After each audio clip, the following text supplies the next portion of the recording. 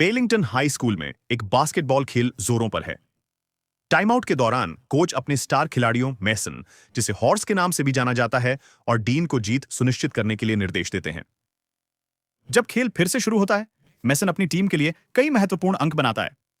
अचानक उसे ऐसा लगता है जैसे कोई उसे देख रहा है। डीन उसका नाम पुकारता है, जिससे मैसन उस अजीब ट्रांस से बाहर आ जाता है।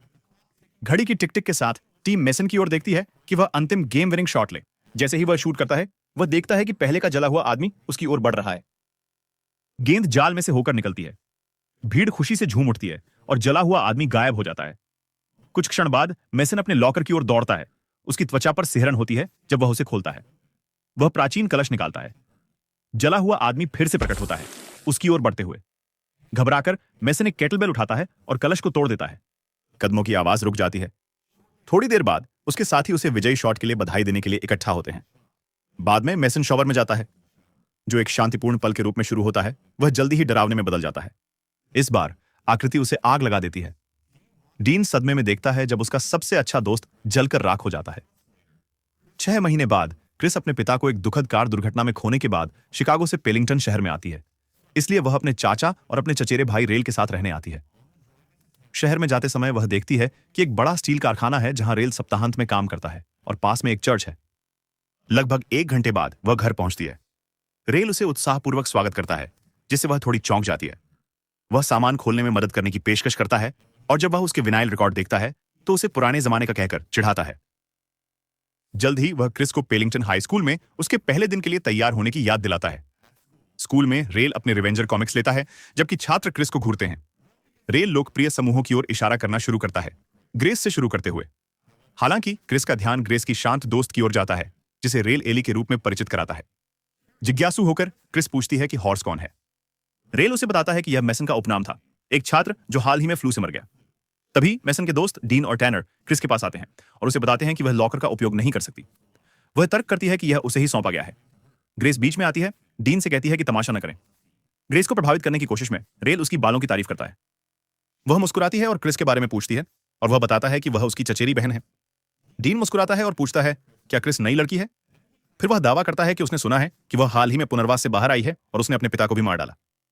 गुस्से में क्रिस उसे पैरों के बीच मारती है। दुर्भाग्यवश उनके इतिहास के शिक्षक मिस्टर क्रेवन इस हंगामे को देख लेते हैं और उन चारों को डिटेंशन दे देते हैं। एली जोर देती है कि क्रिस ने कुछ गलत नहीं किया। क्रेवन कहता है कि उसने सब कुछ देखा और एली को भी झूठ बोलने के लिए डिटेंशन देता है। कुछ क्षण बाद घंटी बजती है। एली डीन के व्यवहार के लिए माफी मांगती है और मदद की पेशकश करती है, लेकिन क्रिस मना कर देता है। फिर क्रिस एक प्राचीन अपने लॉकर के अंदर एक अजीब सी कलश देख रही है। जिज्ञासावश वह उसे बाहर निकालती है और खोलती है, जिसमें एक खोपड़ी नक्काशी वाली सीढ़ी पाती है। वह उसे अपने होंठों तक ले जाती है और उसमें फूंकने की कोशिश करती है, लेकिन तभी वह फिर से घंटी बजने की आवाज सुनती है। वह डिटेंशन की ओर बढ़ती है। हमारे साथ जुड़ने के लिए धन्यवाद, क्राइसेंथेमम। डीन उसके पूरे नाम के उपयोग पर हंसता है। जैसे ही क्रिस अपना बैग रखती है, सीटी फिसलकर मेज पर गिर जाती है। डीन तुरंत मिस्टर क्रेवन से पूछता है कि क्या स्कूल परिसर में ड्रग पाइप की अनुमति है। क्रिस जल्दी से स्पष्ट करती है कि यह पाइप नहीं है। क्रेवन उसे इशारा करते हैं कि वह इसे उनके पास लाए, और वह बताती है कि उसने इसे अपने लॉकर में पाया। वस्तु को ध्यान से देखते हुए क्रेवन नोट करते हैं कि नक्काशी प्रारंभिक माया लिपि या संभवतः ओल्मेक जैसी लगती है। वह इसका अनुवाद करने की कोशिश करता है, समझाते हुए कि काबा का मतलब कुछ को पुकारना होता है। फिर उसे एक और शब्द मिलता है, पिक्सन, जिसे वह नहीं पहचानता। ग्रेस जल्दी से इसे अपने लैपटॉप में टाइप करती है और बताती है कि इसका अनुवाद मृतकों को बुलाना होता है। जब क्रिस सीटी की ओर बढ़ती है तो क्रेवन इसे जल्दी से खींच लेता है, कहते हुए कि वह इसे रखेगा क्योंकि इसमें ऐतिहासिक महत्व हो सकता है। वह जल्दी ही डिटेंशन खत्म कर देता है। इसके तुरंत बाद ग्रेस सभी को अपने घर पूल पार्टी के लिए आमंत्रित करती है। यह देखते हुए कि रेल लगातार ग्रेस को घूर रहा है, वह मजाक में पूछती है कि क्या उसे उस पर क्रश है। रेल सिर हिलाता है। इस बीच क्रेवन को पता चलता है कि सीटी की कीमत लगभग $35,000 हो सकती है। उसकी स्थिति जांचने के लिए वह सीटी बजाता है। संतुष्ट होकर कि यह काम करता है, वह इसे अच्छी स्थिति में चिह्नित करता है। स्कूल के बाहर रेल क्रिस से कहता है कि डीन को उसके पिता का जिक्र करने का कोई हक नहीं था। क्रिस इसे नजरअंदाज करते हुए कहता है कि कोई बात नहीं। कुछ पल बाद रेल को एहसास होता है कि उसने अपनी कॉमिक बुक कक्षा में छोड़ दी है और उसे लेने के लिए वापस दौड़ता है। वह देखता है कि मिस्टर क्रेवन कमरे से बाहर निकल रहे हैं। जब रास्ता साफ होता है, रेल अंदर चुपके से जाता है, अपनी कॉमिक उठाता है और देखता है कि शिक्षक का लैपटॉप अभी भी खुला है। बाहर एक युवा व्यक्ति क्रिस के पास आता है और अपना परिचय नूह के रूप में देता है, जो सड़क के नीचे सेंट मार्क्स चर्च का युवा पादरी है। वह पूछता है कि क्या वह भगवान में विश्वास करती है। क्रिस कहती है कि वह वास्तव में धर्म में रुचि नहीं रखती। फिर नूह उसे अपने चर्च आने का निमंत्रण देता है ताकि वह नए लोगों से मिल सके और अच्छा समय बिता सके। वह ड्रग्स निकालता है और उन्हें स्वागत उपहार के रूप में पेश करता है। रेल जल्दी से कदम बढ़ाता है और नूह से कहता है कि वह उससे दूर रहे। क्रिस दृढ़ता से नूह से रुकने के लिए कहती है। वह शांति से जवाब देता है कि भगवान का हर किसी के लिए एक उद्देश्य है और दावा करता है कि वह केवल जरूरतमंदों की मदद कर रहा है। माता पिता अपने बच्चों को उसके चर्च भेजते हैं, वो बच्चों को ड्रग्स बेचता है। वह जोड़ता है कि उनमें से एक ने 1 साल पहले ओवरडोज कर लिया था। उस रात क्रेवन ऑनलाइन छुट्टियों के पैकेज देखता है। हालांकि जब वह सीटी की जांच करने के लिए कलश खोलता है तो उसे पता चलता है कि वह गायब है। क्रेवन मानता है कि सफाई कर्मी चार्ली लापता सीटी के बारे में कुछ जान सकता है, इसलिए वह उसे बुलाता है। जब वह गलियारे में कदम रखता है तो वह पास में खड़े एक पीले बीमार दिखने वाले आदमी को देखता है। क्रेवन उसे बताता है कि स्कूल बंद है और वह अवैध रूप से आया है। अचानक चार्ली क्रेवन के पीछे प्रकट होता है, जिससे वह चौंक जाता है। अभी भी हिलते हुए क्रेवन बड़बड़ाता है कि उसे थोड़ी देर के लिए लेटने की जरूरत है। जब क्रेवन भ्रमित दिखता है, चार्ली धूम्रपान का इशारा करता है। बाद में क्रेवन अपने कक्षा में लौटता है और पाता है कि वह बीमार आदमी अंदर उसका इंतजार कर रहा है। अचानक क्रेवन जोर से खांसने लगता है क्योंकि उसके फेफड़े काम करना बंद कर देते हैं। कुछ ही सेकंड में वह गिर जाता है और मर जाता है। इस बीच रेल और क्रिस पुल पार्टी के लिए ग्रेस के घर पहुंचते हैं। फिर रेल सभी को सीटी दिखाता है। डीन मजाक में अपने दादा को बुलाने का सुझाव देता है, लेकिन ग्रेस जल्दी से बताती है कि उसके दादा अभी मरे नहीं हैं। फिर वह अपने छोटे भाई टिम्मी को पास मंडराते हुए देखती है और उसे सख्ती से अपने कमरे में वापस जाने के लिए कहती है। सीटी का निरीक्षण करते हुए ग्रेस उसकी जटिल डिजाइन की प्रशंसा करती है और उसे सुंदर कहती है। एली, जो ईआर में पार्ट टाइम काम करती है, चुपचाप कहती है कि मौत कुछ भी हो लेकिन सुंदर नहीं। डीन अपनी गर्लफ्रेंड को सीटी बजाने की हिम्मत देता है। क्रिस स्पष्ट कर देती है कि वह मौत से संबंधित किसी भी चीज को बुलाने में कोई हिस्सा नहीं चाहती। एली धीरे से कहती है कि उसे जाने की जरूरत नहीं है। अंत में ग्रेस सीटी उठाती है और उसमें फूंक मारती है। कुछ तनावपूर्ण सेकंड के बाद डीन अचानक पूछता है कि क्या कोई और उसे सुन सकता है। क्रिस अलविदा कहती है और जाने लगती है, लेकिन एली उसे रोकती है और अगले दिन के स्थानीय हार्वेस्ट फेस्टिवल में आने का निमंत्रण देती है। क्रिस एक पल के लिए हिचकिचाती है, फिर मुस्कुराती है। तभी रेल बाहर आता है और एली को उसका डायबिटिक इंसुलिन पाउच फेंकता है। एली उसे धन्यवाद देती है, फिर क्रिस को बताती है कि उसे अस्पताल की शिफ्ट के लिए देर हो रही है। जाने से पहले वह क्रिस से फेस्टिवल के बारे में मैसेज करने के लिए कहती है और उसे रेल से उसका नंबर लेने के लिए कहती है। फिर क्रिस रेल से पूछती है कि क्या एली स्ट्रेट है। रेल कंधे उचकाता है और मानता है कि उसे नहीं पता। उस रात बाद में क्रिस अपने बिस्तर पर लेटी हुई एली को एक टेक्स्ट टाइप करती है। वह उसे डिलीट करती है, फिर से लिखती है, फिर से डिलीट करती है। जैसे ही वह अपने फोन को देखती है, उसे अचानक लगता है कि कोई उसे देख रहा है। वह खिड़की की ओर देखती है और ठिठक जाती है। दरवाजा अचानक बिना खटखटाए खुल जाता है और रेल अंदर आ जाता है, जिससे वह चौंक जाती है। फिर वह डर के मारे देखती है कि उसने गलती से वह आखिरी संदेश भेज दिया जो वह लिख रही थी। वह घबरा जाती है, लेकिन रेल उसे शांत रहने के लिए कहता है और खुद एली को जवाब भेज देता है। इस बीच पूल के पास ग्रेस अपना होमवर्क कर रही है जब वह पास में हल्की सांस लेने की आवाज सुनने लगती है। यह मानकर कि यह उसका छोटा भाई है, वह इसे अनदेखा कर देती है जब तक कि आवाज जारी रहती है। असहज महसूस करते हुए वह जांच करने के लिए पूल से बाहर निकलती है। वह अचानक अपने पीछे किसी के दौड़ने की आवाज सुनती है और मुड़ती है। तभी एक हाथ धीरे से उसके गाल को छूता है। वह घूमती है और देखती है कि टिम्मी वहां खड़ा है। वह शांति से उसे बताता है कि उनकी मां उससे बात करना चाहती हैं। अगले दिन सुबह रेल और क्रिस स्कूल असेंबली में दूसरों के साथ शामिल होते हैं। एली चुपचाप उन्हें बताती है कि मिस्टर क्रेवन की पिछली रात मृत्यु हो गई क्योंकि उन्हें स्टेज 4 फेफड़े का कैंसर था और डॉक्टरों ने कहा कि यह चमत्कार था कि वह एक दिन पहले तक भी खड़े थे। फिर एली देखती है कि उसके आगे कई सीटों पर एक हुड पहने व्यक्ति को मिर्गी का दौरा पड़ रहा है। वह व्यक्ति धीरे धीरे उसकी ओर मुड़ता है और उसका नाम बोलता हुआ प्रतीत होता है। ग्रेस सीटी वापस क्रिस को देती है, कहती है कि वह इसे अब नहीं चाहती। क्रिस सुझाव देता है कि उन्हें इसे मेसन के परिवार को वापस कर देना चाहिए, इसलिए क्रिस और एली मेसन के घर की ओर जाते हैं। रास्ते में एली क्रिस को देखती है, उसके टैटू के बारे में पूछता है और क्यों छुपाती है। क्रिस इसे टाल देती है और कहती है कि यह व्यक्तिगत है। एली धीरे से पूछती है कि वह सबसे पहले क्या टैटू बनवाने का निर्णय कैसे लेती है। आप बस कुछ ऐसा ढूंढते हैं जिसे आप प्यार करते हैं और आप उसे जीवन भर के लिए अपने ऊपर निशान बनने देते हैं। क्रिस दरवाजे पर दस्तक देते हैं और यह धीरे धीरे खुलता है। वे अंदर कदम रखते हैं। कुछ क्षण बाद मेसन की दादी आइवी नीचे आती हैं। वह बड़बड़ाती है कि वह इस घर में मरना चाहती है, लेकिन बैंक ने उसे सूचित किया है कि यह अब उसका नहीं है। फिर आइवी उन्हें एक कमरे में ले जाती है जो दुनिया भर से एकत्रित अजीब और गूढ़ कलाकृतियों से भरा हुआ है। वह बताती है कि वह इन्हें मोमेंटो मोरी के रूप में इकट्ठा करती है, मृत्यु की याद दिलाने के लिए। क्रिस पूछती है कि क्या सीटी उसके संग्रह की है, यह बताते हुए कि उसने इसे मेसन के लॉकर में पाया। आइवी अपना सिर हिलाती है और कहती है कि उसने सीटी नहीं पाई, सीटी ने उसे पाया, जैसे कि उसने उसकी बेटी और उसके पोते को पाया। क्रिस पूछती है कि सीटी वास्तव में क्या करती है। आइवी बताती है कि इसे एंचोका कहा जाता है, जिसका अर्थ है रोना। यह एक चुराई गई धरोहर है जो बहुत समय पहले लूटे गए लोगों से ली गई थी। क्रिस ने उल्लेख किया कि उन्होंने नक्काशी का अनुवाद मृतकों को बुलाओ के रूप में किया। आईवी उसे धीरे से सुधारती है, अपनी मृत्यु को बुलाओ। वह समझाती है कि जिस क्षण कोई व्यक्ति जन्म लेता है, उनकी मृत्यु भी उनके साथ जन्म लेती है। उस दिन से यह उन्हें खोजती है। यदि किसी की मृत्यु 90 वर्ष की उम्र में होनी है, तो मृत्यु को उन्हें खोजने में 90 वर्ष लगेंगे। लेकिन अगर वे सीटी की चीख सुनते हैं, तो एंचोका की पुकार मौत को सीधे उनकी ओर ले जाती है, किस्मत से कहीं पहले। क्रिस हिल गया, पूछता है कि मौत कैसी दिखती है। तुम्हारी तरह, आईवी जवाब देती है। यह वही बन जाता है जो तुम अपनी अंतिम सांस में होते। क्रिस ने गहरी सांस ली और पूछा, अगर कोई मरना नहीं चाहता तो क्या होता है? आईवी ने बस इतना कहा, तो तुम्हें कभी जन्म नहीं लेना चाहिए था। बाहर एली ने क्रिस से कहा कि आईवी भारी दवाओं पर है और हाल ही में मेसन को खो दिया है, यह बताते हुए कि शोक वास्तविकता को विकृत कर सकता है। एक भविष्य की डॉक्टर के रूप में वह जोड़ती है कि आईवी जो कह रही है उसका कोई वैज्ञानिक आधार नहीं है। क्रिस सिर हिलाती है, फिर एली से पूछती है कि क्या उसे लगता है कि मिस्टर क्रेवेन ने सीटी का उपयोग किया होगा जैसे मेसन ने किया था। शायद उनकी फाइल्स उस अस्पताल में होंगी जहां मैं काम करता हूं। बाद में अस्पताल के मेडिकल रिकॉर्ड्स रूम के अंदर एली स्वीकार करती है कि मेसन की मौत के बारे में कुछ भी उसे कभी समझ नहीं आया। कहा जाता है कि वह शॉवर क्यूबिकल के अंदर आग में जल गया और स्कूल ने इसे गैस लीक पर दोष दिया। लेकिन उसका शरीर इतना बुरी तरह जल गया था कि उसकी पहचान के लिए डेंटल रिकॉर्ड्स का उपयोग करना पड़ा। अचानक एक डॉक्टर कमरे में प्रवेश करता है और दोनों लड़कियां एक शेल्फ के पीछे छिपने के लिए दौड़ पड़ती हैं। क्रिस मेसन का डेंटल रिकॉर्ड पकड़ता है, फिर पूछता है कि उसकी मृत्यु के समय वह कितने साल का था। 17, एली जवाब देती है।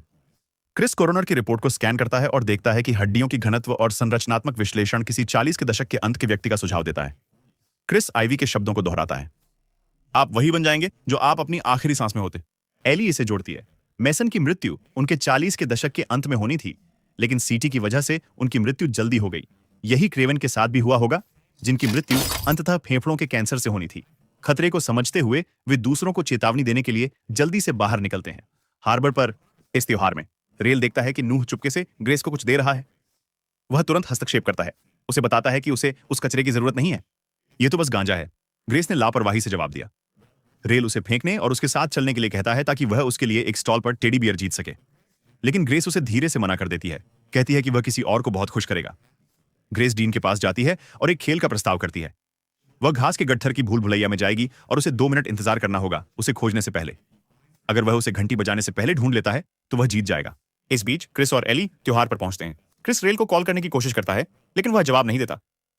इससे पहले कि वे उसे ढूंढ सकें, नूह फिर से आ जाता है, ड्रग्स बेचने की कोशिश करते हुए। क्रिस देखता है, प्रभावित होकर। फिर नूह अपनी चाकू निकालता है, दावा करते हुए कि वह किसी को चोट नहीं पहुंचाने की कोशिश नहीं कर रहा था। क्रिस चाकू पकड़ लेता है और उस लड़के के बारे में जानना चाहता है जिसे उसने अपने ड्रग्स से मारा था। नूह जोर देकर कहता है कि उसे नहीं पता वह किस बारे में बात कर रही है। क्रिस उसकी नाक काट देता है, जिसे एक गहरा घाव हो जाता है। भूल भुलैया के अंदर ग्रेस दौड़ती है, घबराहट में हंसते हुए, जब डरावनी आकृतियां उसे डराने के लिए बाहर कूदती है। उसके पीछे डीन और उसका दोस्त काउंटडाउन के बाद प्रवेश करते हैं। जैसे ही ग्रेस भूल भुलैया में गहराई में जाती है, उसे कोई उसका नाम पुकारता सुनाई देता है। पहले वह मानती है कि यह डीन है, लेकिन जब वह एक मोड़ पर मुड़ती है तो वह देखती है कि एक बुजुर्ग महिला आगे खड़ी है, उसे घूर रही है।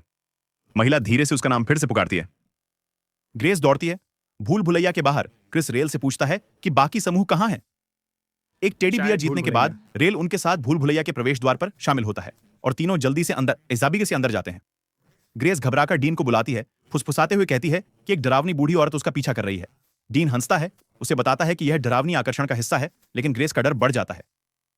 ग्रेस अपना फोन गिरा देती है और चिल्लाती है। हताश होकर वह पास में पड़ी एक फावड़ा उठाती है और बूढ़ी औरत के सिर पर मारती है। प्रभाव से औरत एक तरफ गिर जाती है, लेकिन ग्रेस भी जोर से गिरती है। कराहते हुए ग्रेस खुद को फिर से उठाती है। वह अपने माथे को छूती है और अपना हाथ हटाती है, खून देखकर ठीक उसी तरह जैसे उस बूढ़ी औरत को मारा था। कुछ क्षण बाद बूढ़ी औरत फिर से उठ खड़ी होती है और ग्रेस भाग जाती है। भूल भुलैया के कहीं गहरे में डीन बार बार उसका नाम पुकारता है, लेकिन कोई जवाब नहीं मिलता। ग्रेस भूल भुलैया में दौड़ती है, बेताबी से डीन को पुकारती हुई। वह घास के गठरों में एक संकीर्ण अंतर देखती है और उसमें से निकल जाती है।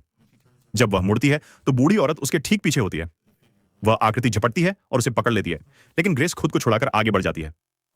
अंततः ग्रेस भूल भुलैया के केंद्र में घंटी देखती है और उसकी ओर खींचती हुई जाती है। अपनी आखिरी ताकत जुटाकर ग्रेस घंटी बजाती है। तेज आवाज भूल भुलैया में गूंजती है। डीन, क्रिस, एली और रेल आवाज की ओर दौड़ते हैं। बाद में डीन कहता है कि बूढ़ी औरत ग्रेस नहीं हो सकती, लेकिन क्रिस उसे स्थिरता से देखता है और समझाता है कि बूढ़ी औरत वास्तव में ग्रेस थी और उसे बुढ़ापे में मरना था। वह 18 साल की है। डीन झुंझलाता है। एली उसे याद दिलाती है कि जब ग्रेस ने मौत की सीटी बजाई तो वे सब वहां थे। इसने उनकी मौत को बुलाया। मुझे लगता है कि ये देख रहा है। मैंने भी इसे देखा है। डीन हंसता है, किसी भी बात पर विश्वास करने से इनकार करता है। वह कहता है कि वह घर जा रहा है और ग्रेस के कॉल का इंतजार करेगा। फिर डीन क्रिस को दोष देता है, यह कहते हुए कि सभी अजीब घटनाएं उसी समय से शुरू हुई जब वह शहर में आई। रेल हस्तक्षेप करता है, यह बताते हुए कि डीन ही था जिसने ग्रेस को सीटी बजाने की हिम्मत दी थी। ये तुम्हारी गलती है कि वह मर गई। डीन रेल को जमीन पर धकेलता है और ठंडे स्वर में कहता है कि उसके जैसा कोई कभी ग्रेस जैसी लड़की के साथ नहीं हो सकता। उस रात बाद में डीन खुद को अपने कमरे में बंद कर लेता है। अचानक वह कोने में खड़ी एक खून से सनी आकृति को देखता है। घबराकर वह लाइट चालू करता है और आकृति गायब हो जाती है। उसके पिता दरवाजे पर दस्तक देते हैं। डीन कहता है कि उसे बस एक बुरा सपना आया था, लेकिन उसके पिता को यकीन नहीं होता। वह उससे पूछते हैं कि क्या उसने फिर से शराब पी है और उसे शराब पीकर गाड़ी न चलाने की चेतावनी देते हैं। कहते हैं कि यह उसके लिए जानलेवा साबित हो सकता है। रेल के घर पर क्रिस एली से पूछता है कि वह कैसे संभल रहा है। एली बताता है कि ग्रेस उसका बचपन का क्रश थी और वह दिल टूटने से दुखी है।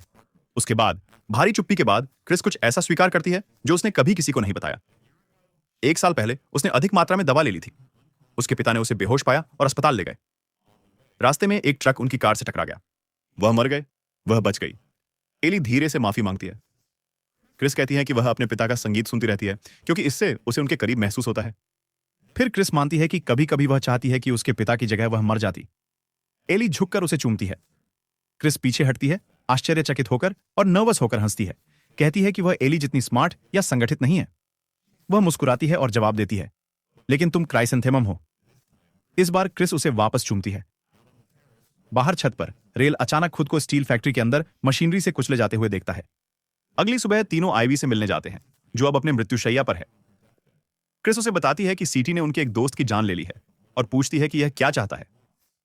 आईवी समझाती है कि प्राचीन सभ्यताएं अपने मृत्यु के देवताओं को संतुष्ट करने के लिए आत्माएं अर्पित करती थीं और एंचोका हजारों वर्षों से उन्हें इकट्ठा कर रहा है। एली पूछती है कि वे इसे कैसे रोक सकते हैं।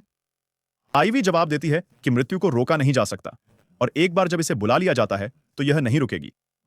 लेकिन वह बताती है कि इसका रास्ता बदलने का एक तरीका है। जब मृत्यु निकट हो तो उन्हें अपने खून से किसी और को चिह्नित करना होगा। एंचोका को एक नया बलिदान देना होगा। अचानक क्रिस अपनी मौत को पास खड़ा देखती है। अपनी अंतिम सांस के साथ आईवी फुसफुसाती है कि मौत एक विकल्प नहीं है, लेकिन जीना है। रेल बलिदान के विचार पर विचार करता है। क्रिस और एली तुरंत इसे अस्वीकार कर देते हैं। क्रिस स्वीकार करती है कि उसने अपनी मौत देखी। ऐसा लग रहा था कि वह भविष्य में ओवरडोज कर लेगी। हताश होकर रेल उन्हें एक बार फिर मनाने की कोशिश करता है, लेकिन जब वे फिर से मना कर देते हैं तो वह गुस्से में बाहर चला जाता है। इस बीच डीन पेलिंगटन हार्वेस्ट फेस्टिवल त्रासदी के बारे में एक समाचार रिपोर्ट देखता है। अधिकारियों ने एक अज्ञात वृद्ध महिला का शव बरामद किया है। वह टेलीविजन बंद कर देता है। उसके बेडरूम का दरवाजा चरमराता है। वह वहीं देखता है, फिर से खून से लथपथ आकृति। उसके पिता बाहर से पूछते हैं कि क्या वह ठीक है। डीन जवाब नहीं देता। इसके बजाय वह दरवाजे को बंद कर देता है, डर के मारे कि प्राणी अंदर आ जाएगा। उसके माता पिता दरवाजे पर जोर से दस्तक देते हैं, उसे खोलने की मांग करते हैं। आकृति उसे छूती है। एक पल में डीन का शरीर हिंसक रूप से मरोड़ता है, जैसे वह किसी तेज रफ्तार दुर्घटना में फंस गया हो। उसके माता पिता अंततः दरवाजा तोड़ देते हैं और भयानक दृश्य देखकर चिल्लाते हैं। बाद में क्रिस और एली रेल के घर पहुंचते हैं, लेकिन वह कहीं नहीं मिलता। इसलिए वे उस स्टील मिल की ओर जाने का निर्णय लेते हैं जहां वह काम करता है। उसी समय रेल चर्च में बंदूक लेकर घुसता है। वह नूह को अपने साथ चलने का आदेश देता है। जैसे ही चर्च की घंटी बजती है, रेल एक पल के लिए विचलित हो जाता है। नूह बंदूक पकड़ लेता है और चलाने की कोशिश करता है, लेकिन मैगजीन खाली है। रेल इस मौके का फायदा उठाता है और उसे बेहोश कर देता है। स्टील मिल में रेल नूह को एक कुर्सी से बांध देता है। वह उसे बताता है कि यह वही जगह है जहां उसकी किस्मत में मरना लिखा है, इसलिए नूह भी यहीं मरेगा। रैल अपनी हथेली काटता है। नोआ को अपने खून से चिह्नित करने की तैयारी करता है। नोआ घबराहट में पूछता है कि क्या यह कोई काला जादू है। रैल की रीढ़ में सिहरन दौड़ जाती है। उसे पता है कि उसकी मौत करीब है। जैसे ही वह अपने खून से नूह को चिह्नित करने के लिए आगे बढ़ता है, क्रिस और एली अंदर दौड़ते हैं, उसे रोकने के लिए चिल्लाते हुए। रेल कांपते हुए और निराश तर्क करता है कि नूह जैसे हत्यारे बदमाश को जीने का मौका कैसे मिलता है, जबकि वे मर जाते हैं। अंत में रेल खुद को इसे करने के लिए मजबूर नहीं कर पाता। वह कमजोर स्वर में फुसफुसाता है, मुझे लगता है कि हर किसी को एक बार मरना होता है। उस वाक्य में कुछ क्रिस के लिए क्लिक करता है। वह उन्हें बताती है कि उसने बाहर निकलने का एक रास्ता ढूंढ लिया है। इससे पहले कि वह समझा सके, रेल के हाथ एक अदृश्य मशीनरी में फंस जाते हैं और चंद सेकंड में वह गायब हो जाता है। क्रिस रोती है जबकि एली उसे सांत्वना देती है। फिर दृढ़ संकल्प के साथ क्रिस कसम खाती है कि वह एली को मरने नहीं देगी। फिर क्रिस अपनी योजना बताती है। उन्हें मौत को यह सोचने के लिए धोखा देना होगा कि वे मर चुके हैं, लेकिन केवल थोड़ी देर के लिए। क्रिस एली की डायबिटीज के लिए रखी इंसुलिन देखती है और पूछती है कि क्या यह कुछ मिनटों के लिए दिल को रोकने के लिए पर्याप्त है। वह क्रिस से कहती है कि केवल इंसुलिन से हृदय गति रुकने का कारण नहीं बनेगा। फिर वह रुकती है और कहती है कि उसके पास एक और विचार है। क्रिस एली से कहती है कि जब वह समाप्त कर ले तो सामान अंदर ले आए। क्रिस अंदर जाती है और मौत का सामना करती है। कुछ क्षण बाद एली अंदर आती है और दवा तैयार करती है।